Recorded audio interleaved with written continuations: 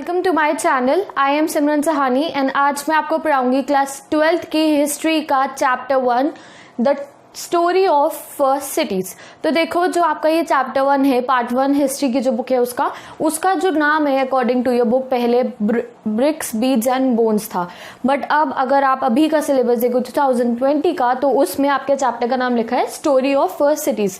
Chapter में कोई ज़्यादा चेंजेस नहीं है, जस्ट चैप्टर का नेम में ही चेंज है। उसके बाद आपको एक ब्रॉड ओवरव्यू दे रखा है चैप्टर का, यानी कि फर्स्ट टॉपिक है आपके जो सिलेबस के अकॉर्डिंग लिखा है हड़प्पन आर्कियोलॉजी। तो देखो आप सबको पता है अभी कोई न्यू बुक हमारे पास नहीं आई है, सेम टू सेम वही है आपका, तो प्लीज कंफ्यूज मत होना।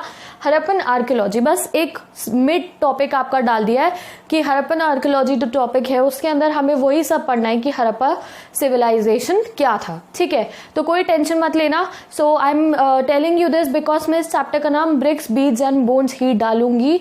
इस वीडियो का जो टाइटल होगा वो वही होगा, क्योंकि मोस्टली जो बच्चे हैं उसी को सर्च करते हैं। बाद में आई सी कि कौन क्या बेटर है, अगर बच्चे दूसरे जो आपका नया नेम है उसे प्रेफर करे होंगे तो मैं वो डाल दूंगी।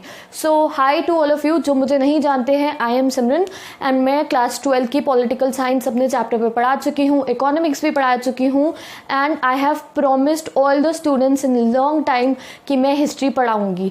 लास्ट 2 ईयर्स से मैं कह रही हूँ अपने स्टूडेंट्स को कि मैं हिस्ट्री पढ़ाऊंगी, बट सीरियसली मेरे को टाइम ही नहीं मिल पा रहा था पढ़ाने का। But as you know that अभी लॉकडाउन चल रहा है, मुझे रोज़ बहुत कमेंट्स आते हैं हिस्ट्री पढ़ाने के लिए। सो अब मुझसे वेट नहीं हुआ, I want to help you all during this lockdown. तो मैं आपका फुल सिलेबस कंप्लीट कराऊंगी हिस्ट्री का, एंड हिस्ट्री के जितने भी नोट्स हैं, आपके हिस्ट्री में नोट्स बहुत इंपॉर्टेंट होते हैं, वो आपको मेरे इंस्टाग्राम से मिल जाएगा। तो प्लीज़ आप सब मुझे इंस्टाग्राम पे फॉलो करना, वहाँ से तुम्हें नोट्स मिल जाएंगे। पॉलिटिकल और इको अगर तुम्हारे पास है तो मैं उसके नोट्स भी डाल दूंगी, और अगर हिस्ट्री हमारी कंप्लीट हो गई जल्दी से तो मैं इंग्लिश आपको पढ़ाना स्टार्ट करा दूंगी, बिकॉज आई वॉन्ट कि अभी हमें नहीं पता है देखो कि लॉकडाउन कब तक खुलेगा। अगर लॉकडाउन खुल भी जाएगा तो स्कूल्स बहुत अलग तरीके से आप वर्क करेंगे, पहले तरीके से नहीं करेंगे। तो इट्स बेटर है कि आप यूट्यूब को यूटिलाइज करो, जितना आप घर पर बैठ के वीडियो से पढ़ सकते हो पढ़ो। मैं तो कहूंगी स्कूल जाना भी अवॉइड करो, ठीक है। तो अब हम हिस्ट्री का पहला चैप्टर पढ़ेंगे। फर्स्ट ऑफ ऑल मैं कोई तुम्हें लेक्चर नहीं देने वाली हूँ कि हिस्ट्री बोरिंग नहीं होती है। देखो मुझे भी पता है, वो जो एनसीईआरटी की जो लैंग्वेज हम पढ़ते हैं, टेक्स्ट पढ़ते हैं, तो हम बोर हो जाते हैं, मैं भी हो जाती थी। तो ठीक है, तो मैं तुम्हें कोई लेक्चर नहीं दे रही हूँ, हिस्ट्री बोरिंग नहीं होती है, but I am assuring you कि मैं तुम्हें हिस्ट्री ऐसे तरीके से पढ़ाऊंगी कि तुम्हें वो इंटरेस्टिंग लगेगी। ओके, सो अब ज्यादा टाइम वेस्ट नहीं करते हम और अपना चैप्टर को स्टार्ट करते हैं।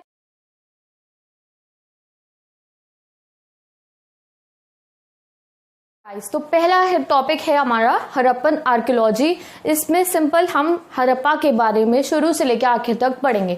तो देखो पहले मैं तुम्हें पूरे चैप्टर का ओवरव्यू दे देती हूँ कि इस चैप्टर में क्या है। देखो क्या हुआ कि हमारी जो इंडिया है, आप सबको पता है इंडिया क्या था, इंडिया सोने की चिड़िया थी जब तक ब्रिटिशर्स हमारे पे राज करने नहीं आए थे, उससे पहले। और अगर आप उससे पहले भी जाते जाओ, जैसे बहुत पुराने जमाने में आप जाओ, तो बहुत कम सभ्यताएं थी, यानी कि बहुत कम कल्चर्स थे हमारी सोसाइटी के अंदर, बहुत कम सिविलाइजेशन या सोसाइटी आपको वो बसी हुई थी।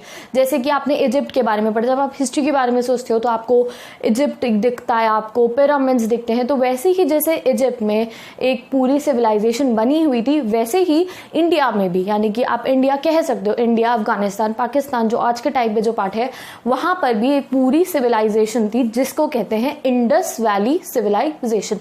अब ये इंडस वैली सिविलाइजेशन क्या है, अगर आप अपना मैप खोलोगे तो जो एरिया आपका इंडिया, पाकिस्तान और अफगानिस्तान का, वहां से इंडस रिवर निकल कर जाती है। इंडस रिवर को सिंधु रिवर कहते हैं हिंदी में। तो देखो वो जो पार्ट जहां से हमारा इंडस रिवर निकल के जा रही है, उसके पास में जो बसावट थी, उसके पास में जो लोग रह रहे थे, उन्होंने अपनी एक सिविलाइजेशन बनाई जिसको कहा गया हड़प्पन सिविलाइजेशन। अब हड़प्पन सिविलाइजेशन क्यों कहा गया, क्या खाली एक हड़प्पा नाम की सिटी थी? नहीं, बहुत सारी सिटीज थी, हड़प्पा, मोहनजोदारो, लोथल, और यहाँ मैंने सबके नाम लिखे हैं, राखीगढ़ी, धोलावरी, बहुत सारे हमारी साइट्स थी। बट हमने हड़प्पा नाम इसलिए रखा क्योंकि सबसे पहली साइट जो डिस्कवर हुई थी वो थी हड़प्पा, तो हमने नाम रख दिया अपनी इस सिविलाइजेशन का हड़प्पन सिविलाइजेशन। इसको हम एक और क्या कहते हैं, इसको हम इंडस वैली सिविलाइजेशन भी कहते हैं। इंडस वैली क्यों कहते हैं, बिकॉज ये इंडस रिवर के किनारे पे बसी हुई थी। देखो अब आप इमेजिन करो, पुराने जमाने में सबसे ज़्यादा बसावट कहाँ होगी, जहाँ पे आराम से पानी मिल सके। तो इंडस रिवर के पास में जितनी भी हमारी सिविलाइजेशन थी उसे इंडस सिविलाइजेशन कहते थे और हड़प्पन सिविलाइजेशन। अब दुख की बात यह है कि वो अब इंडिया में नहीं है, अब पाकिस्तान में है हड़प्पा और मोहनजोदारो। तो अगर हमारा जो गोल्डन पास था अब वो हम इंडिया के पास नहीं है, पार्टीशन के बाद वो वहाँ चला गया था। तो अब आप सोचोगे कि किसने पता लगाया, कैसे ये जो सिविलाइजेशन थी ये ज़मीन के नीचे दब गई थी, तो किसने कैसे कब पता लगाया। तो देखो 1920 में, हाँ 1920 में ही आपको ये बुक के एंड में पता चलेगी ये सब बातें। कुछ आर्कियोलॉजिस्ट जो थे उन्होंने एग्जैक्टिवेशन करा, यानी कि उन्होंने खुदाई करके इसके बारे में निकाला। आप यूट्यूब पे या फिर नेट पे सर्च कर सकते हो कि कैसे पता चला कि क्या खुदाई हुई। वहाँ पे देखो क्या था, जो हड़प्पा यानी जो जगह थी वहाँ पे जो ब्रिक्स यूज़ करते थे लोग अपना घर बनाने के लिए, ज़मीन में से निकाल के, वो बहुत अलग टाइप की थी, जैसे वो लग रहा था किसी इंजीनियर ने बनाई है। तो जब वहाँ पे आर्कियोलॉजिस्ट पूछे, उन्होंने कहा कि कहाँ से मिली आपको ये ब्रिक्स, तो वहाँ के लोगों ने कहा कि हमें ज़मीन में से ये ब्रिक्स मिलती हैं। तो तब आर्कियोलॉजिस्ट को लगा कि यार लगता है कि इस ज़मीन के नीचे कुछ है। तो फिर वहाँ से साइट पे खुदाई होनी शुरू हुई और धीरे धीरे सारा हड़प्पन सिविलाइजेशन बाहर निकल के आई। बहुत सारे हमारे आर्कियोलॉजिस्ट हैं, उनके नाम इन दोनों चैप्टर में आपको पता लगेंगे। जॉन आर्कियोलॉजिस्ट जैसे कि दयालाल साहनी, जॉन मार्शल और भी अभी आपको चैप्टर के एंड में पता चलेगा, उन्होंने मिलके हमारी हड़प्पन सिविलाइजेशन को डिस्कवर करा। तो now let's come to the chapter. तो जब देखो खुदाई हुई तो अंदर से बहुत सारी चीज़ें निकली। क्या निकली? यूटेंसिल निकले, पॉट्स निकले, सील्स निकली। सील क्या होती है? जैसे आप मान लो कि कोई पिक्चर सी हो गई या फिर कोई एक मोटे से पत्थर पे एनग्रेविंग करी हुई थी, सील्स निकली जिसके ऊपर कुछ लिखा होता था, उसको समझा जाता था कि हर एक जो कंट्री होती थी या हर एक सिविलाइजेशन की अपने टाइप की सील होती थी, डिस्टिंक्टिवनेस होती थी। तो ये है हमारी, आप अपने बुक में देख सकते हो, मैं ढंग से बना नहीं पाई हूँ, हमारा मोस्ट डिस्टिंक्टिव आर्टिकल जो हड़प्पा से निकला था, आपके बुक खोलते सार वो ये सील बनी हुई है, ये सील निकली थी। देखो जो ये सील है इसके ऊपर क्या लिखा हुआ है वो ज़्यादातर लोग समझ नहीं पाए। क्यों? क्योंकि जो हड़प्पन लैंग्वेज है वो अभी तक डिसाइफर मतलब खुल नहीं पाई है।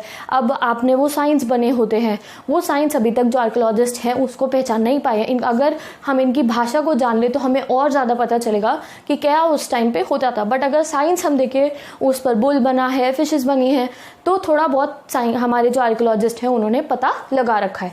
तो पहली चीज़ हमारी क्या निकली थी? ये सील निकली थी। अब आ जाओ, आपके चैप्टर में आपको बताएंगे इंडस वैली कल्चर। तो फर्स्ट इंपॉर्टेंट थिंग है कि आप कल्चर का मतलब जान लो। कल्चर मतलब क्या होता है? देखो culture is anything, Indian culture हो गया, वेस्टर्न कल्चर हो गया। कल्चर क्या है? कल्चर इज जस्ट कि एक लोग इकट्ठा रह रहे हैं, उनका पहनावा, उनका खान पान का तरीका, वो क्या चीज़ें यूज़ कर रहे हैं, जैसे कि वो कैसे टाइप के यूटेंसिल में खाना खा रहे हैं, और वो क्या मतलब, या वो एग्रीकल्चर प्रैक्टिस कर रहे हैं या नहीं कर रहे हैं, क्या कर रहे हैं, ये सब चीज़ें जो मिक्स होती हैं इनको हम कंबाइंड वर्ड हमने दे रखा है। रहन सहन के तरीके को क्या दे रखा है हमने?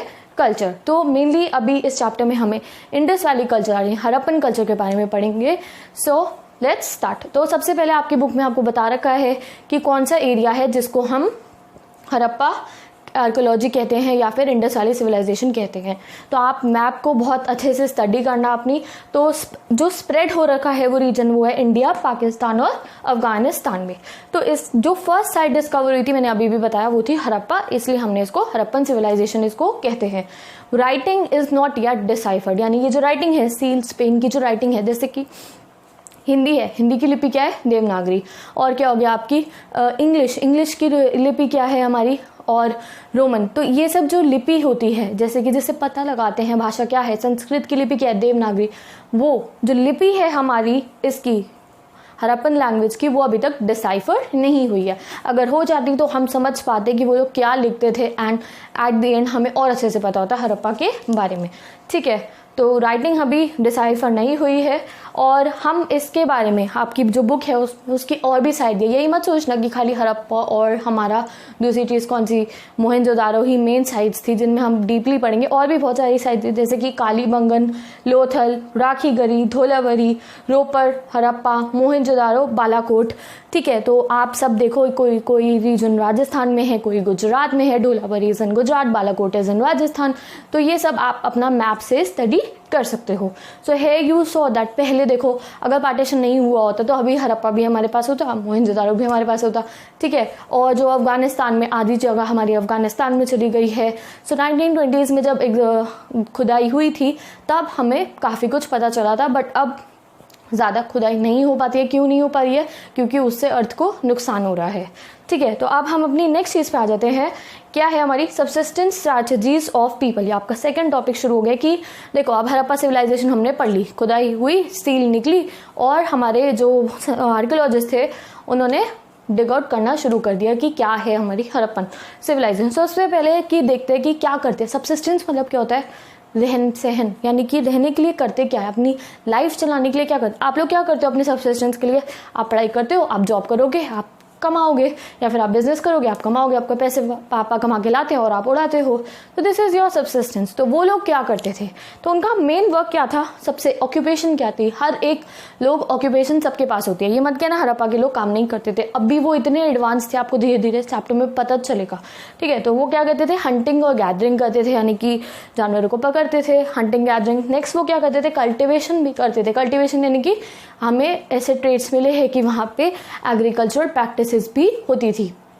तभी इंडस वैली के पास में वो जगह थी, कुछ जगह बहुत फर्टाइल थी, तो यानी कि वहाँ पे एग्रीकल्चर भी होता था और क्या हुआ? डिस्ट्रीब्यूशन भी होता था। So these were the main practices जो वो करते थे। ईटिंग हैबिट्स, यानी कि वो हमें ट्रेसेस मिले हैं कि वो प्लांट और एनिमल दोनों ही ईट करते थे, यानी कि प्लांट्स यानी कि वो एग्रीकल्चर करते थे, एंड फिर एनिमल्स में हमें पता चला है कि वो काफ़ी सारे एनिमल्स की हंटिंग भी करते थे। तो मेनली अगर हम एग्रीकल्चर का देखें तो कौन कौन से ग्रेन्स हमें मिले, एक आपको पता है, मैं आप पिक्चर्स डालती रहूँगी बीच बीच में, आपको एंड में डाल दूँ शायद या बीच में डाल दूँगी, जिससे मैं आपको दिखाऊँगी कि किस टाइप के ग्रेन्स के हमें पता चला है। ब्लैक कलर के ग्रेन, व्हीट का जो ग्रेन होता है वो निकले हैं ज़मीन में से, जिससे दिखा कि जो हड़प्पा के लोग थे, जो हमारे इंडस वैली सिविलाइजेशन के लोग थे, वो अपना एग्रीकल्चर प्रैक्टिस भी करते थे। तो ग्रेन्स निकले मेनली, आपको याद रखना है। देखो ये barley, lentil, millets, rice and wheat. और जो मिलेट्स था वो गुजरात में के आसपास का जो एरिया था वहाँ पे मिला था। एनिमल्स में मेनली ये खाते थे आप कह लो, या फिर डोमेस्टिक एनिमल्स की तरह अपने पास टेम करके रखते थे। शीप, गोट, बफेलो, ठीक है। शीप, गोट और बफेलो को ये लोग अपने घर में टेम करके रखते थे, जैसे कि आज के ज़माने में लोग करते हैं। एंड जो अगर आप वाइल्ड एनिमल्स का लो तो बोर, डियर एंड घड़ियाल के रिमेन्स इन्हें मिले हैं, स्केलेटन्स मिले हैं। एंड अगर आप ईटिंग में देखो तो ये फिश और फॉल को कंज्यूम करते थे। तो विद दिस हमने इनका बेसिकली जान लिया कि देखो काम क्या करते थे, खाते क्या थे, किस टाइप से लोग करते थे। अब time period of civilization, important topic पर आ गए हम कि कब से कब तक था। अब अगर किसी हिस्ट्री के चीज़ के बारे में पढ़े तो उसका टाइम पीरियड जानना भी हमारे लिए बहुत ज़रूरी है। तो टाइम पीरियड है हमारा ओके तो अब हम टाइम पीरियड जानेंगे अपनी हड़प्पन सिविलाइजेशन का। तो मेनली जो हमारी हड़प्पा सिविलाइजेशन है वो 3 पार्ट्स में डिवाइडेड है। एक है अर्ली हड़प्पन सिविलाइजेशन, नेक्स्ट है mature Harappan civilization and last है हमारी लेटर हड़प्पन सिविलाइजेशन। मेनली जो इस चैप्टर में हम पढ़ेंगे और जब सबसे ज़्यादा डेवलप था हड़प्पा वो था मेच्योर हड़प्पन सिविलाइजेशन पीरियड में। तो अर्ली हड़प्पन पीरियड कब था हमारा? बिफोर 2600 BCE, ठीक है। जो मेच्योर हड़प्पन कल्चर था वो 2600 टू 1900 BCE तक चला। तो देखो आपकी जो बुक है उसमें ये दे रखा है, अगर आप नेट पे चेक करोगे आपको 2500 BC से 1700 BC तक का मिलेगा। तो आप अकॉर्डिंग टू योर NCERT चलना, ठीक है। और लेटर हड़प्पन कल्चर आपका आफ्टर 1900 BC, ठीक है। तो यहाँ आपको समझ में आ रहा है कि जो हमारा मेनली हमें अभी मेच्योर हड़प्पन कल्चर के बारे में पढ़ना है। अब आप सोचोगे ये 3 पार्ट में डिवाइड क्यों करा है, क्या डिफरेंस था इनके अंदर? तो डिफरेंस ये था देखो कि जो अर्ली हड़प्पन कल्चर और मेच्योर हड़प्पन कल्चर में डिफरेंस कैसे पता लगाया, उनकी टेक्निक से देखो वो डेवलप हुए धीरे धीरे। अब आप सोचो पहले ज़माने में मोबाइल फ़ोन नहीं थे, अब मोबाइल फ़ोन होते, तो ये हमारा हम थोड़े डेवलप हो गए हैं, हम थोड़े मॉडर्न हो गए हैं।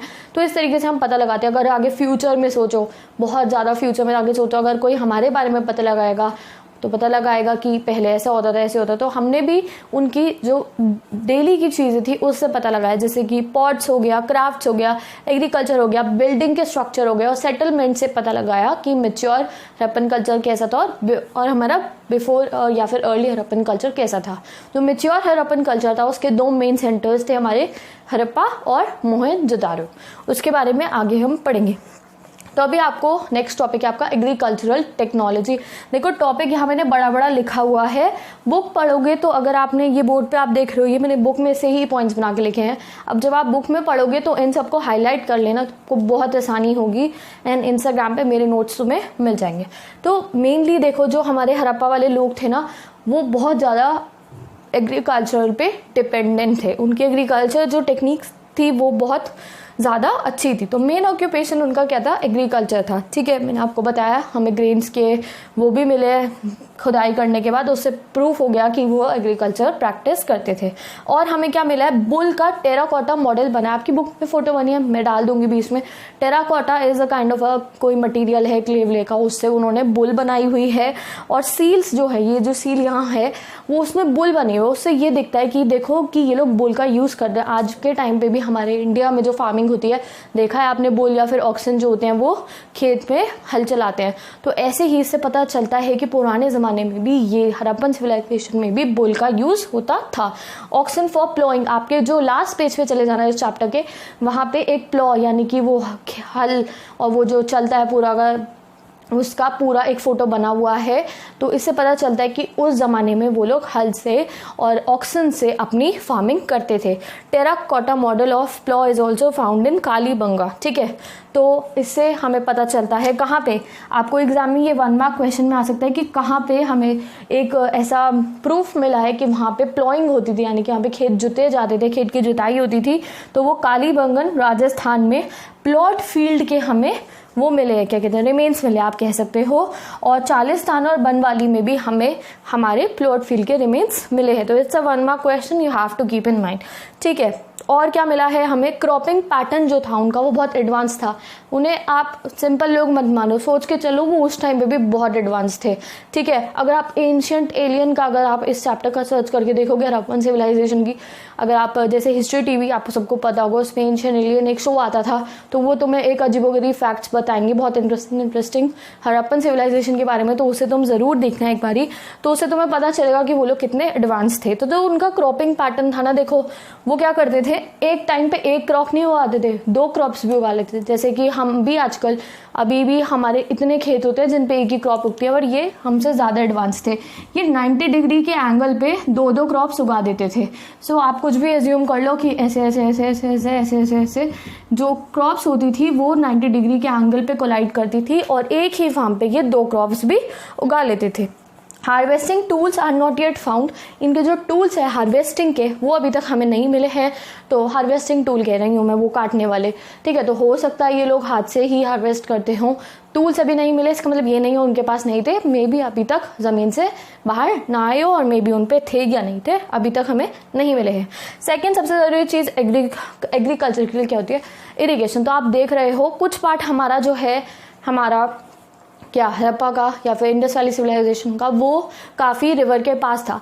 बट कुछ पार्ट ऐसे हैं जो रिवर से बहुत दूर थे, जैसे कि अफगानिस्तान में जितनी हमारी साइट्स हैं, और जो गुजरात के एरिया में कुछ हमारी साइट्स हैं, वहाँ पे पानी पहुँचने का तरीका बनाया उन लोगों ने। कैसे बनाया उन्होंने, केनाल सिस्टम से बनाया। शोर टू गल इन अफगानिस्तान, मैंने आपको बताया अफगानिस्तान ड्राइड रीजन है, तो वहाँ पे शोर टू गल जो है वहाँ पे केनाल सिस्टम से, देखो उस समय पे केनाल सिस्टम, हमारे यहाँ ब्रिटिशर्स लेकर आए थे केनाल सिस्टम, हमें ऐसा लगता है, बट नहीं, उस समय पे भी केनाल सिस्टम से वो लोग खेत तक पानी पहुंचाते थे। और वेल्स, दूसरा सिस्टम वेल, अगर आपको अभी आगे पता चलेगा मोहनजोदारो और हड़प्पा में ऑलमोस्ट हर फैमिली के घर में एक ना एक वेल होता था। ऑलमोस्ट अगर 700 वेल्स पता लगे हैं कि वहाँ पे थे, बहुत बड़ी अमाउंट है ये 700 वेल्स होना, that means they were very modern.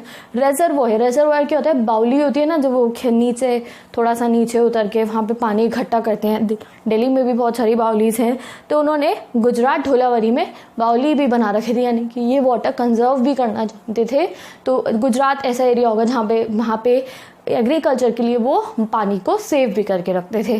तो इतना समझ में आ रहा है, केनाल सिस्टम भी था, वेल जिसका रिजर्वोयर भी था, बस ट्यूबवेल ही तो नहीं है, मे बी वो भी हो। ठीक है, तो दे वर वेरी एडवांस्ड। ठीक है, सेकंड है हमारा फूड इक्विपमेंट्स भी थे उनके पास ग्लास प्लेट वगैरह तो थी। इन्होंने मिक्सर और ग्राइंडर भी बना रखा था। आप सोचो कि वो मशीन वाला नहीं था। जैसे कि सिलबट्टा होता है, यू मस्ट हैव सीन और वो एक इतनी बड़ी सी स्लैब होती है स्टोन की, उस पर थोड़ा छोटा स्टोन लेके पीसते हैं मसालों को।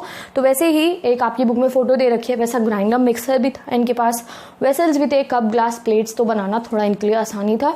ये लोग पॉट्स वगैरह भी बनाते थे। तो मटेरियल यूज़ होता था वो था मेटल, स्टोन और टेराकोटा। तो देखो जो अमीर वाले होते थे वो मेटल के बर्तन में खाते होंगे, जैसे कि गोल्ड और सिल्वर के हो गए। जो थोड़े मिडिल और गरीब होते होंगे वो स्टोन और टेराकोटा यूज़ करते होंगे। सो विद दिस हमारा आधा चैप्टर स्टार्टिंग खत्म हो गई हमारे चैप्टर की। अब हम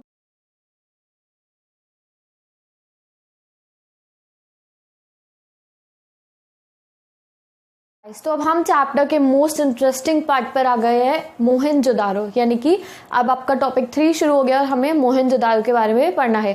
तो मोहनजोदारो उस मूवी से बिल्कुल भी कंपेयर मत करना, वो ना तो वो मूवी इंटरेस्टिंग थी और ना ही उसमें कुछ सच दिखाया गया था। तो अभी हम मोहनजोदारो के बारे में पढ़े हैं, और इससे पहले जितनी भी मैंने आपको पिक्चर्स दिखाई सिटाडेल, लोअर टाउन, तो वो इससे रिलेटेड ही है। अभी आप देखोगे तो आपको समझ में आ जाएगा। फर्स्ट ऑफ ऑल यार प्लीज़ मुझे ये मत बोला करो कि बोर्ड पर तुम्हें मेरी राइटिंग अच्छी नहीं लग रही है या तुम्हें समझ नहीं आ रहा है। पहला रीज़न तो ये है कि मेरे मम्मी भैया पापा सब कमेंट्स पढ़ते रहते हैं, तो मेरी डांट पिटवाते हो, तो वो मुझे बोलते हैं कि क्या गंदी राइटिंग लिखती है, ढंग का लिख लिया कर। तो प्लीज़ इससे ज़्यादा मैं नहीं लिख सकती हूँ। अच्छा, I try my best. So reason क्या है मेरा इतना ज़्यादा बोर्ड भरने का एक बारी में? तो देखो तुम लोग कहते हो कि दी थोड़ा कम लिखा करो बोर्ड पे, but understand my situation also कि इतना लिखती हूँ मैं। अगर मैं थोड़ा थोड़ा पोर्शन करके लिखूंगी तो मुझे वीडियो बनाने में ऑलमोस्ट 6 से 7 घंटे लग जाएंगे, उससे भी ज़्यादा। सो इसे लिखती हूँ मैं, फिर तुम्हारी वीडियो बनाती हूँ, फिर दोबारा रब करो, फिर दोबारा लिखो, इसलिए मैं पहले ज़्यादा लिख देती हूँ और फिर वीडियो बनाती हूँ। ठीक है, तो अगर आपको समझने में थोड़ी दिक्कत आती है तो you can do one thing. ये सिर्फ यार मैंने बुक का ही लिखा है, कुछ नहीं है, मैंने कीवर्ड्स लिखे हैं बुक के। मैं इसकी फ़ोटो इंस्टाग्राम पे डाल दूंगी, इस जो आपका डिस्प्ले ये मेरा बोर्ड है इसकी, तो उस पर से भी पढ़ सकते हो। नोट्स तुम्हें अच्छी हैंड राइटिंग के मिल जाएंगे इंस्टाग्राम पे, मैं अपनी एक फ्रेंड से नोट्स लिखवा के डाल दूंगी। ठीक है, और अगर इसमें अगर कुछ समझ में नहीं आता है तो कमेंट करके भी पूछ सकते हैं। सेकेंडली एनसीईआरटी लिखी है और कुछ नहीं है, कुछ न्यू नहीं है इसमें, तो राइटिंग के साथ तुम्हें थोड़ा कोप अप करना पड़ेगा। ठीक है, सो अब हम स्टार्ट कर रहे हैं अपना मोहनजोदारो। तो मोहनजोदारो जो है तो आप समझ लो सबसे अर्बन सेंटर है। आप समझ लो कि हड़प्पन सिविलाइजेशन की सबसे बढ़िया सिटी जो थी, या आप कह सकते हो कैपिटल है नहीं, मैं तुम्हें बस कह रही हूँ, सबसे बेहतरीन सिटी थी हमारी मोहनजोदारो। तो मोहनजोदारो मेनली 2 पार्ट्स में डिवाइडेड था, Citadel and lower town. Citadel up town था। आप समझ लो कि सिटाडेल जो था वो हाइट पे बना हुआ था। आपकी बुक में बहुत फोटोज दे रखी है। सिटाडेल एक डेवलप था, थोड़ा ज़्यादा डेवलप था, वहाँ पे पब्लिक पर्पस की चीज़ें ज़्यादा थी, यानी कि और जो हमारा लोअर टाउन था वहाँ पे मेनली रेजिडेंशियल एरिया था, मोहल्ले थे, वहाँ पे लोग रहते थे, बसावट थी वहाँ पे। और जो आपका सिटाडेल था वहाँ पे देखो क्या था, गैदरिंग हॉल्स थे, वहाँ पे ग्रेनरी थी। ग्रेनरी मैंने अभी फोटो डाली, ग्रेनरी क्या होती है, जहाँ पे सारा अनाज इकट्ठा करा जाता है। वहाँ पे द ग्रेट बाथ था, उसका आर्किटेक्चर ऐसा है कि आप देख के मेस्मराइज हो जाओगे कि उस ज़माने में भी ऐसा आर्किटेक्चर होता था। तो Citadel was kind of developed and lower town was also developed, बस लोअर टाउन थोड़ा रेजिडेंशियल था। तो पहले सिटाडेल पता है, सिटाडेल छोटा था बट फोर्टिफाइड था। फोर्टिफाइड मतलब कि चारों ओर से ऊंची ऊंची फोर्ट की तरह उस पर दीवारें थी, जिससे कि उस पर कोई हमला ना कर पाए। सेकेंडली हाई बिल्डिंग्स थी बहुत ज़्यादा सिटाडेल में, ग्रेट बाथ था, ग्रीनरी थी। सिटाडेल का आप मैप देखोगे तो बहुत ही ज़्यादा वहाँ पे हाई बिल्डिंग्स बनी हुई थी। मड ब्रिक्स का यूज़ होता था सिटाडेल में, और जो सिटाडेल था वो स्पेशल पब्लिक पर्पज़ के लिए था, यानी कि पब्लिक यूज़ के लिए था। और जो सिटाडेल की मेन चीज़ क्या है, वहाँ पे बहुत हाई वॉल्स थी। अब आ जाओ अपने लोअर टाउन पे। लोअर टाउन वॉज लार्जर, बड़ा था बट लो लेवल पर था वो। सेकेंडली वो भी वॉल्ड था बट जो वॉल थी वो छोटी छोटी थी। अगर हम लोअर टाउन का माने तो कहा जाता है कि वो कॉमन पीपल के लिए था। कॉमन पीपल में लोअर टाउन था वो वॉल्ड था, यानी कि जो हमारा सिटाडेल था वो फोर्टिफाइड था, यानी कि उसमें बहुत ऊंची ऊंची वॉल बनी हुई थी। बट जो हमारा लोअर टाउन था उसमें भी चारों तरफ वॉल्स बनी हुई थी। हम कह सकते हैं कि वो इन्वेडर्स से बचने के लिए बनी थी, या जिस भी पर्पज से उन्होंने वो बनाई थी। नेक्स्ट चीज़ जो बहुत इंपॉर्टेंट है हमारे लोअर टाउन में, वहाँ प्लेटफॉर्म फाउंडेशंस थी, यानी कि घरों की नींव होती है, हम लोग नीचे दबाते हैं, वहाँ पे प्लेटफॉर्म फाउंडेशंस थी, अलग टाइप की फाउंडेशन थी।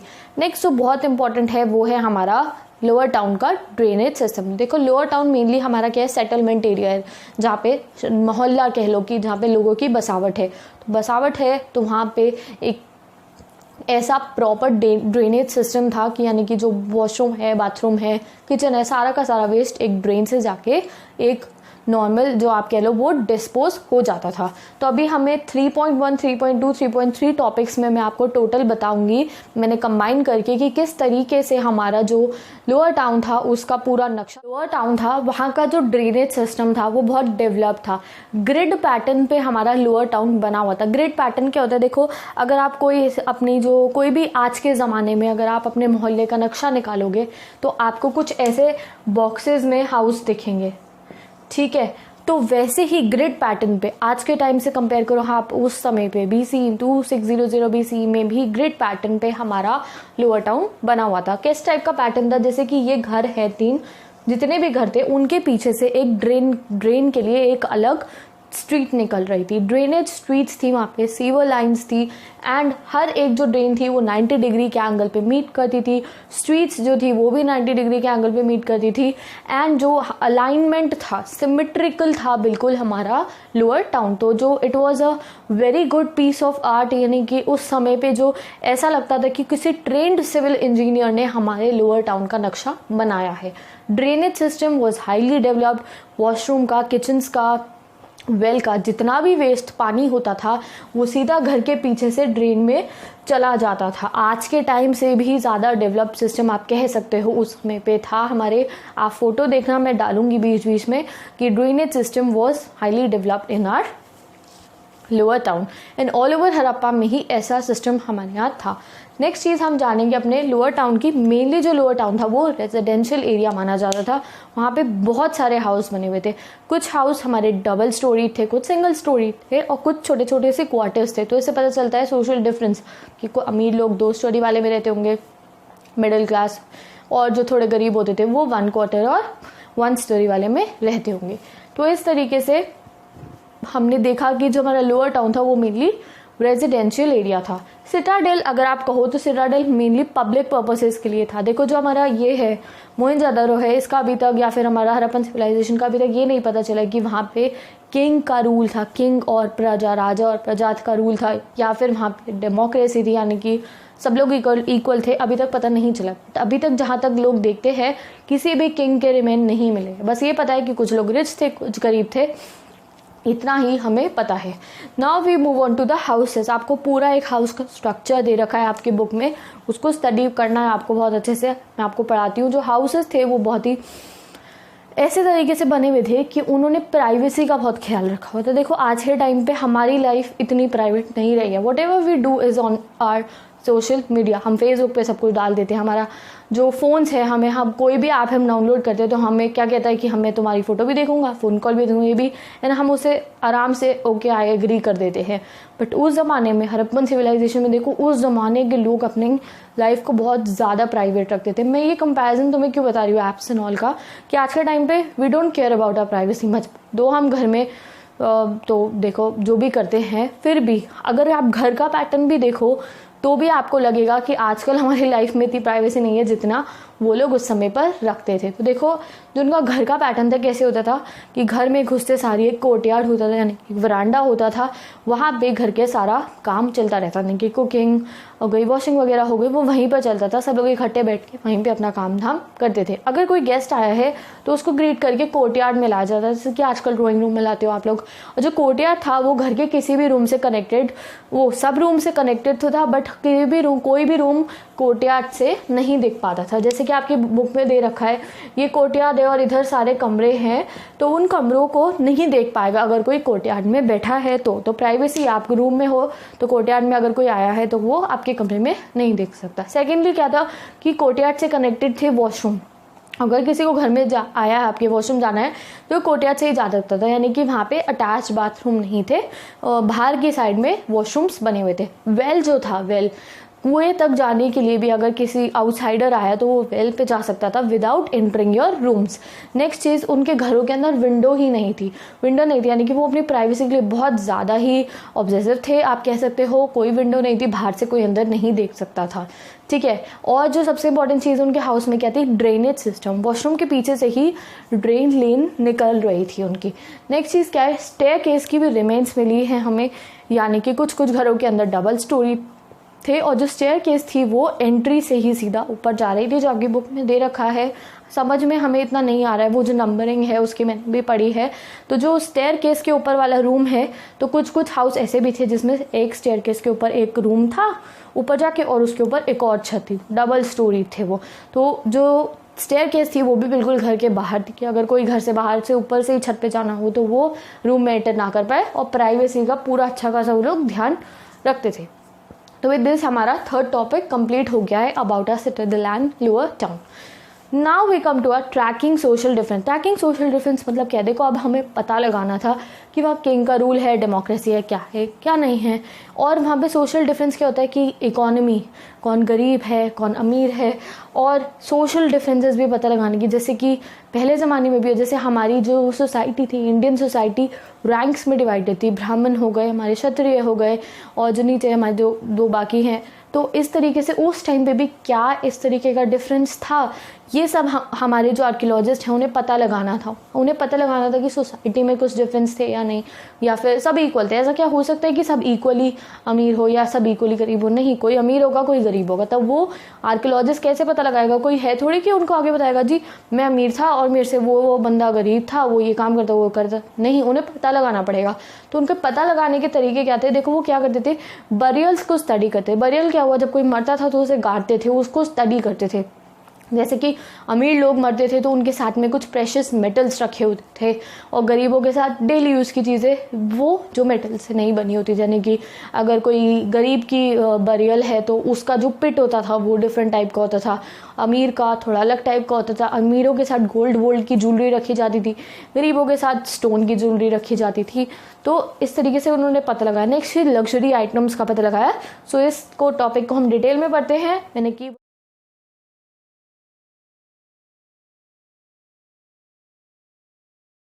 ओके, तो ट्रैकिंग सोशल डिफरेंसेस का फर्स्ट पार्ट है हमारा studying the burials. Burial study क्यों करें? सोशल इकोनॉमिक डिफरेंस हमने जानने के लिए।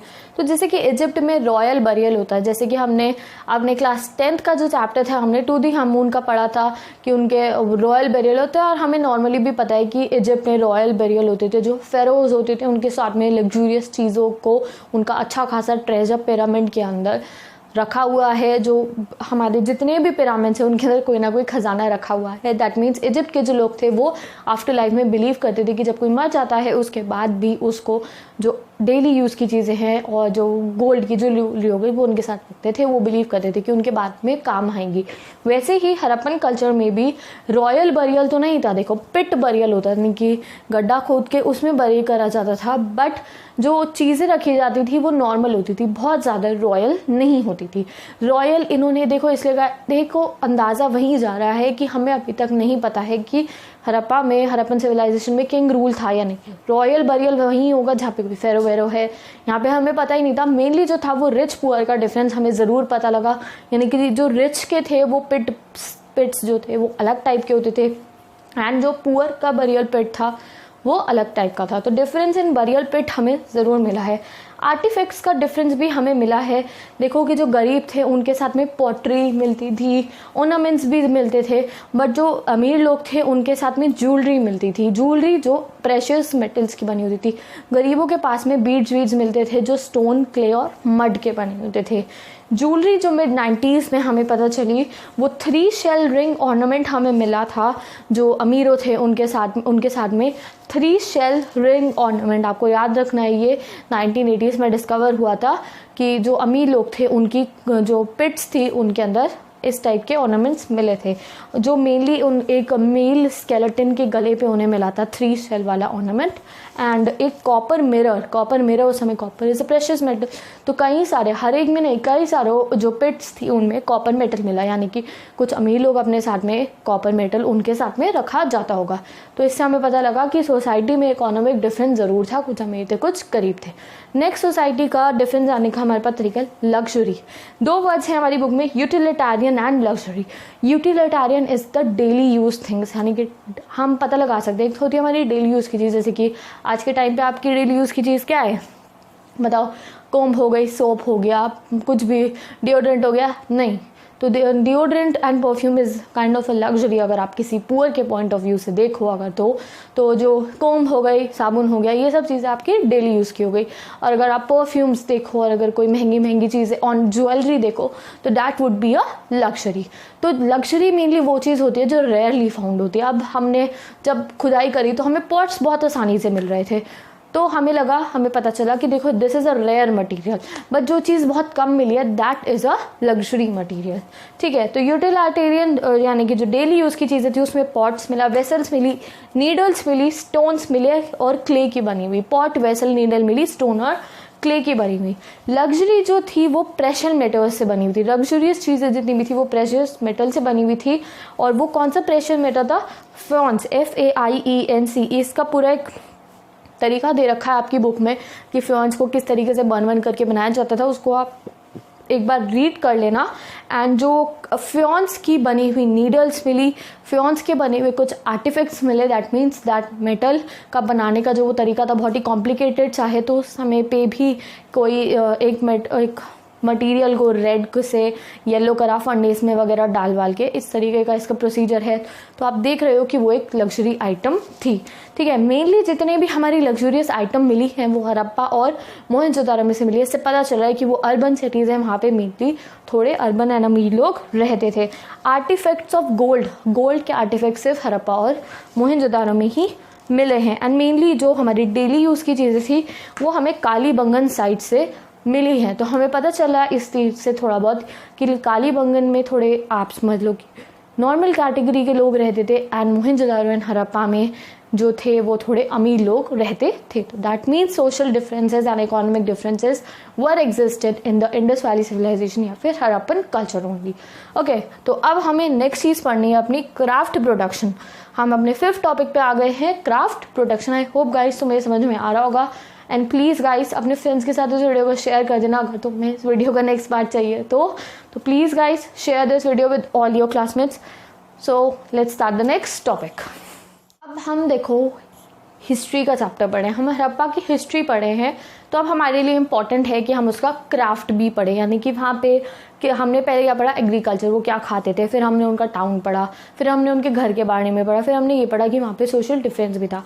अब हम पढ़ेंगे उनके क्राफ्ट के बारे में कि वो लोग क्या चीज़ें बनाते थे, जैसे पॉट्स थे, ऑर्नामेंट्स थे, ये सब चीज़ें कहीं ना कहीं तो बनती होंगी ना, तो उसके बारे में अब हम इसमें पढ़ेंगे। तो आपका टॉपिक 5 शुरू हो गया, क्राफ्ट प्रोडक्शन। तो क्राफ्ट प्रोडक्शन के लिए कुछ भी बनाना है, मेनली बीड्स आपका जो चैप्टर है उसमें बीड्स क्या होते हैं, मन के होते हैं। तो बीड्स बनाने का अलग अलग तरीके होते थे, टेक्निक्स होती थी, उन सब के बारे में हम पढ़ेंगे। बीड्स बनाने के लिए रॉ मटेरियल चाहिए, अलग अलग टाइप का रॉ मटेरियल था। कुछ रॉ मटेरियल वो लोग इंपोर्ट भी कराते थे बाहर से, इंपोर्ट यानी कि बाहर के देशों से मंगाते थे उस समय पर भी। कुछ मटेरियल आसपास की साइड से वो लोग लेते थे। तो अभी हम इसके बारे में पढ़ेंगे। तो जो रॉ मटेरियल था बीड्स बनाने के लिए मेनली यूज होता था jasper, crystal, quartz and steatite. अगर प्रोनाउंसिएशन गलत करी हो तो आई एम सॉरी। मेटल्स जो मेनली यूज थे वो थे हमारे copper, bronze, terracotta, gold and mainly shell का भी यूज़ किया था। शेल यानी कि जितने भी हमारे सी के साइड के एरिया उसके पास में शेल मिलते थे, तो शेल के ऑर्नामेंट्स भी हमें हड़प्पा में मिले हैं। टेक्निक्स ऑफ क्राफ्ट मेकिंग यानी कि क्राफ्ट बनाने की टेक्निक एक आपकी बुक में बता रखी है कि जो बीड्स की माला मिली है तो वो इस तरीके से 2 से 3 या 4-5 बीड्स को आपस में सीमेंट से जोड़ के बनाया गया है, या फिर कुछ गरम करके जोड़ के, जैसे गोल्ड के जो बीड्स हैं उनको। तो यानी कि वहाँ पे वो लोग बीड्स की माला बनाने की टेक्निक को जानते थे। शेप्स, अलग अलग शेप के बीड्स उन्होंने बनाए हैं, जैसे कि डिस्क शेप का हमें मिला है, सिलेंड्रिकल का, स्फेरिकल का, बैरल शेप का। बैरल शेप देखो ऐसी सी शेप होती है बैरल शेप, ठीक है। बैरल शेप का बीड भी मिला, सेगमेंटेड, ऐसी शेप के बीड्स भी हमें हमारी हड़प्पन सिविलाइजेशन में मिले हैं। तो यानी कि वो लोग खाली खाने पीने में ही व्यस्त नहीं थे, वो लोग अच्छी अच्छी चीज़ें भी बनाते थे। ड्रिल्स, उन्होंने हमें हमारी जो हमने एक्सकैवेशन करी, हम जब खुदाई करी तो हमें ड्रिल्स मिली। अब कोई टूल्स तो ज़रूरी चाहिए ना अपने आर्टिफैक्ट्स बनाने के लिए, टेक्नोलॉजी चाहिए हमें, तो उनके पास ड्रिल्स थी। ड्रिल्स हमें कहाँ से मिली है, लोथल से, छानेदुरो, आई सॉरी अगर प्रोनाउंसिएशन गलत करी हो, ढोलावरी से हमें बीड्स के लिए ड्रिल्स मिली हैं। और शेल्स, हमें मेनली शेल्स से बैंगल्स बनती थी लेडीज़ के लिए, वो मेनली मिली नागेश्वरम और बालाकोट से। ये जो आपका ये जो पूरा पोर्शन है ना, ये पूरा आपका 1 मार्क क्वेश्चन है। अगर आ गया कि कितने शेप्स के बीज होते थे तो वो लिखोगे। ड्रिल्स कहाँ मिली हमें, लोथल और ढोलावरी में बीज बनाने की। शेल्स मेनली कहाँ से आते थे, नागेश्वर और बालाकोट से। क्यों आते थे, क्योंकि वो सी के पास की जगह थी, इसलिए हमें वहाँ से शेल और नागेश्वरम से और बालाकोट से शेल्स मिल जाते थे। अब identifying the centres of production, next आपका टॉपिक इसमें आ गया। हमने पहले पढ़ा रॉ मटेरियल क्या था, फिर टेक्निक पढ़ी कैसे थी, अब पढ़ेंगे identifying the centres of production. Line का टॉपिक है, इसका मतलब ये है कि आर्कियोलॉजिस्ट ने कैसे पता लगाया कि कौन सी जगह पे किस टाइप की चीज़ बनती थी। तो सबसे इजी इसका क्या है, उन्होंने पता लगाया जो बचे कुछ वहाँ पे चीज़ें मिली, जैसे कि स्टोन्स, नोड्यूल्स, शेल्स, कॉपर से, और जो टूल था और जो स्क्रैप मिला उन्हें, यानी कि बचा कुचा सामान मिला, उससे उन्होंने पता लगाया कि कौन से एरिया में क्या चीज़ बनती थी। जैसे कि शेल से नागेश्वर और बालाकोट में शेल से चीज़ें बनती होती होंगी, तो ऐसे उन लोगों ने पता लगाया। और अगर आप देखो तो मेनली वो लोग किसी भी चीज़ को वेस्ट नहीं करते। जैसे कि अगर कोई मेटल से अगर कोई कॉपर से अगर कॉपर मिरर बनाए तो जो बचा हुआ कॉपर होता था उससे वो लोग कोई और ना कोई और प्रोडक्ट बना देते थे, बट फिर भी कोई ना कोई रिमेन्स हमें ज़रूर मिली है जिससे हमने पता लगाया कि यहाँ पे इस तरीके का प्रोडक्ट बनता था। जैसे कि मेनली जो गोल्ड आर्टिफैक्ट्स हैं वो हड़प्पा और मोहनजोदारो में ही हमें मिले हैं, हमने पहले भी पढ़ा। तो this is not at all important topic. अब नेक्स्ट टॉपिक पे हम मूव करते हैं, स्ट्रैटेजीज फॉर प्रोड्यूसिंग मटीरियल। अब इसमें हम पूरा डिटेल में पढ़ेंगे कि मटीरियल, ये बीड्स बनाने का, ऑर्नामेंट्स बनाने का मटीरियल मेनली इनके पास कहाँ से आता था। तो कुछ वो लोकल आता था, यानी कि यहाँ से लोथल से, ढोलावरी से, नागेश्वर से, बालाकोट से, आसपास की जो साइट्स थी वहाँ से आता था। कुछ ये लोग बाहर से भी ट्रेडिंग करते थे, यानी कि उस ज़माने में भी देखो इंपोर्ट कराते थे। ये इंपोर्ट कहाँ से होता था, ऑब्वियसली सी रूट से इंपोर्ट होता था। हमें कैसे पता लगा, क्योंकि जो सील्स हैं, पहली सील हमने देखी थी बुल बनी हुई। अगर आप सील लास्ट के चैप्टर के थोड़े आगे के पेजेस में देखोगे, शिप्स के भी रिमेन्स मिले हैं हमें, बोट्स दिखी हैं सील पे। तो इससे हमें पता चल रहा है कि जो हमारा सिविलाइजेशन थी उन लोगों को आता था सी रूट को फॉलो करना, सी रूट से जाके वो लोग ट्रेड भी करते थे। तो दो हमारे तरीके से हमारा मटेरियल आता था, local and import from the distant places. जो सिस्टम था हमारा वो बहुत ही, अभी हमें सिस्टम के बारे में पढ़ना है किस तरीके से चलता था। तो इसमें हम एस्टैब्लिशिंग सेंटर या सेटलमेंट के बारे में पढ़ेंगे, यानी कि मेनली कुछ भी नहीं है, हमें पता करना है कि कहाँ से कौन सा सामान आता था। तो अभी ऊपर भी हमने उसके बारे में पढ़ा था। शेल कहाँ से मिला था, यू ऑल नो, नागेश्वर और बालाकोट से शेल आता था। शोर टू गई इज अफगानिस्तान। अफगानिस्तान से ये आपका बहुत ही सुंदर सा ब्लू कलर का स्टोन आता था जिसे लैपिस लजूली कहते हैं। आपको 1 मार्क क्वेश्चन के लिए याद रखना है, ये लिखा Lapis lazuli, that is a blue stone, वो शोर टू गई से आता था। शोर टू गई इज टुडेस अफगानिस्तान। नेक्स्ट है आपका राजस्थान से काफ़ी सारा हमारा कॉपर आता था, तो राजस्थान से कॉपर भी आता था। और यहाँ पे मैंने लिखा है स्टिएटल, जिससे हमारी जो फर्स्ट सील हमें दिखाई दी है स्टिएटल की बनी हुई है।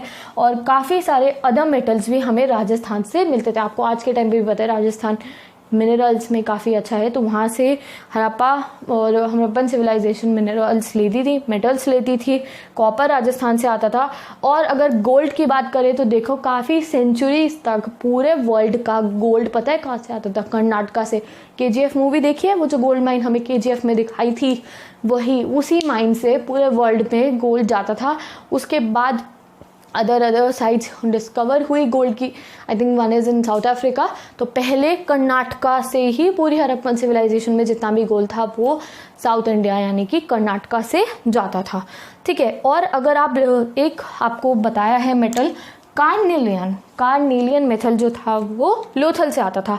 तो ये जो पोर्शन है ना, देखो तुम्हारा बस 1 मार्क या 2 मार्क क्वेश्चन के लिए है, आपको मेरे नोट्स में मिल जाएगा। स्ट्रैटेजीज फॉर प्रोड्यूसिंग मटेरियल में लोकल मटेरियल हमें यहाँ से मिलता था, carnelian, blue stone, shell, gold, copper. और हमें मेटल और स्टेटल कहाँ से मिलता था ये हमें याद रखना है। नेक्स्ट अब आ जाओ, बाहर के देशों से हम लोग क्या मंगाते थे। तो इसमें हमें पता लगा है कि हड़प्पन सिविलाइजेशन में लॉन्ग डिस्टेंस ट्रेड भी होता था। लॉन्ग डिस्टेंस ट्रेड कैसे पता लगाया हमने, होता था through our dies, through our seals, through our weights and through our beads. जब हमने देखा हड़प्पा की डाइस, सील और वेट और बीट्स जब हमें दूसरे देशों के अंदर मिली तो आर्कियोलॉजिस्ट को लगा कि मतलब अच्छा हड़प्पा इनके साथ ट्रेड भी कर, जैसे कि विद ओमान के अंदर से हमें हड़प्पन की सील्स मिली, यानी कि हड़प्पा की जो बुल वाली सील थी आप इमेजिन कर लो वो ओमान में मिली। तो अब कैसे मिल सकती है ओमान के अंदर? ज़रूर हड़प्पा से कोई ओमान गया होगा, यानी कि उन्हें वो सी वाला ट्रेड रूट पता है। तो दैट मीन्स, और ओमान की कई चीज़ें हमें हड़प्पा में मिली, तो दैट मीन्स ओमान और हड़प्पा के बीच में ट्रेड होता था, ठीक है। और ओमानी कॉपर और ओमानी कॉपर जो था, ओमान के अंदर जितना भी कॉपर खुदाई में निकला उसके अंदर अब जब साइंटिस्ट और आर्कियोलॉजिस्ट ने स्टडी करा तो उसके अंदर हड़प्पा का निकल निकला। जो हड़प्पा का जो मेटल था, राजस्थान वाला मेटल था, उसमें निकल की जो क्वांटिटी थी वो काफ़ी अच्छी खासी थी। तो इस तरीके से हमने पता लगाया कि जो ओमान में जो कॉपर था उसमें हड़प्पा का निकल था, मतलब कि जो ओमान का कॉपर है वो हड़प्पा से इंपोर्ट होकर आया है। तो दैट मीन्स इन लोगों के बीच में ट्रेड होता था। नेक्स्ट चीज़ थी हमारे यहाँ जो हड़प्पा के अंदर ब्लैक क्ले के जार मिले। अब ब्लैक के तो हमारे आसपास के किसी भी एरिया में नहीं थी, ब्लैक के ओमान में थी। दैट मीन्स ब्लैक के इम्पोर्ट होके हड़प्पा में आई एंड हड़प्पन सिविलाइजेशन में, वहाँ पे हमने उससे ब्लैक क्ले के जार्स बनाए। और किसके साथ ट्रेड रिलेशन थे? तो पहला ट्रेड रिलेशन हमने ओमान के साथ पढ़ा, ओमान के साथ। ओमान से कॉपर, हम ओमान को कॉपर देते थे और वो हमें ब्लैक जार बनाने के लिए ब्लैक क्ले देता था, ये आप समझ लो। नेक्स्ट आपका आया मेसोपोटामिया के साथ भी हमारे ट्रेड लिंक्स थे, यानी कि मेसोपोटामिया के trade links with Oman and Harappa दोनों ही थे। ओमान और हड़प्पा दोनों का ही अलग सा नाम मेसोपोटामिया टेक्स्ट में हमें मिला है, यानी कि मेसोपोटामिया के अंदर ओमान की सील्स भी मिली है और हमारे हड़प्पा की सील्स भी मेसोपोटामिया के अंदर मिली है। मेसोपोटामिया का जो टेक्स्ट था उसकी लैंग्वेज डिसाइफर हो रखी होगी, उनके टेक्स्ट से हमें पता चला कि this is a 1 mark question कि जो ओमान है उसको वो लोग क्या कहते थे? मगन, और जो हड़प्पा है उसको वो मिलू, MILUHA ये जो लिखा है ये कहते थे। दैट मीन्स एक आपकी बुक में एक फ्रेज सा भी दे रखा है लेडी कुछ करके, तो दैट मीन्स कि मेसोपोटामिया के साथ भी ओमान एंड हमारा हड़प्पा का ट्रेड लिंक था। दैट मीन्स कुछ ट्रायंगल ट्रेड लिंक इनका बीच में होता था। और जितना मेसोपोटामिया का टेक्स्ट है उसमें ओमान को मगान कहा गया है एंड हमारे हड़प्पा को मिल हुआ। तो ये this is a 1 mark question, very important कि हड़प्पा को क्या नाम दिया है हमारे मेसोपोटामिया टेक्स्ट में, इसको आपको याद रखना है। एंड ओमान को क्या कहा गया है, एंड इससे हमें पता चल गया कि डिस्टेंट लैंड के साथ भी, यानी कि बाहर के देशों के साथ भी हड़प्पन सिविलाइजेशन ट्रेड करती थी। तो देखो यहाँ हमने 6 टॉपिक तक अपना चैप्टर कंप्लीट कर लिया है। हमारे चैप्टर में कितने टॉपिक्स है? 11 टॉपिक्स है, 6 हमने कंप्लीट कर लिए हैं। बाकी का चैप्टर मैं आपको पढ़ाऊंगी नेक्स्ट वीडियो में। टॉपिक्स हमने कंप्लीट कर लिए हैं, बाकी का चैप्टर आपको नेक्स्ट वीडियो में मिलेगा। सो ऑल दोस्त जिसको नेक्स्ट वीडियो चाहिए, मैं सीधा बता रही हूँ, प्लीज़ अपने फ्रेंड्स के साथ इस वीडियो को शेयर कर देना। If I will get the good response मैं आगे की वीडियो बनाऊंगी, अगर मुझे अच्छा रिस्पॉन्स नहीं मिला तो मैं वीडियो नहीं बनाऊंगी। और नेक्स्ट वीडियो का लिंक आपको डिस्क्रिप्शन में जैसे ही बनेगी डल जाएगा। इंस्टाग्राम ID का लिंक आपको डिस्क्रिप्शन में मिल जाएगा। एंड कोई भी क्वेरी हो तो आप मुझसे कमेंट करके पूछ सकते हो। अगर अभी तक चैनल को सब्सक्राइब नहीं करा है तो please subscribe to my channel and please share all the videos of history with your friends. And अगर पॉलिटिकल साइंस आपके पास है और इकोनॉमिक्स है तो जल्दी से नीचे लिंक में प्लेलिस्ट दे रखी है मैंने, वहाँ से जाके आप पॉलिटिकल साइंस एंड इकोनॉमिक्स का सिलेबस अपना पढ़ सकते हो। So I meet you in the next video, till then bye bye and best of luck.